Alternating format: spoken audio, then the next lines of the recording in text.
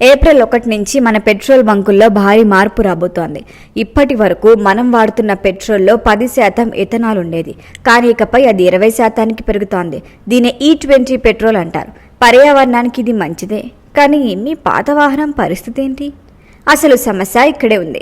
2023 తర్వాత తయారైన వాహనాలు ఈ ఇంధనానికి అనుకూలం. కానీ 2011 నుంచి 2023 మధ్య అమ్ముడైన దాదాపు 23.4 కోట్ల వాహనాలు E20కి తట్టుకునేలా డిజైన్ చేయలేదు. పాత వాహనాల్లో ఈ పెట్రోల్ వాడితే మైలేజీ 7% వరకు తగ్గుతుంది. అంతేకాకుండా ఇంజిన్ విడిభాగాలు, ఫ్యూయల్ పైపులు దెబ్బతినే ముప్పుంది. ప్రభుత్వం ఈ విధానం ద్వారా $15.5 బిలియన్ ఆదా చేస్తోంది. కానీ ఆ లాభం సామాన్యుడికి మాత్రం అందట్లేదు.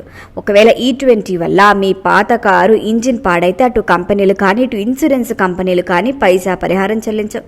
అంతా మీ జేబు నుంచే భరించాలి. అంతర్జాతీయంగా అమెరికా, బ్రెజిల్ దేశాలు ఇది సక్సెస్ అయినా మన దగ్గర సరైన ప్రత్యామ్నాయం లేకుండా అమలు చేయటం ఆందోళనకరం. మీ వాహనం ఏ సంవత్సరంలో తయారైందో వెంటనే చెక్ చేసుకోండి.